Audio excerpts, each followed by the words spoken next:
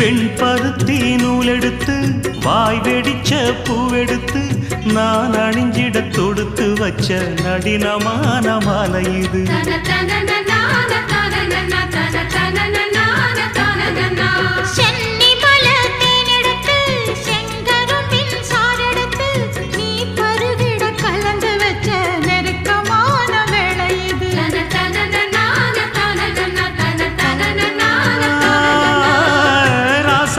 உடம்பிருக்கும் ரவிக்க துணி நானாக அன்னாடம் சூடி கொண்ட ஆசை வச்சாகாதா.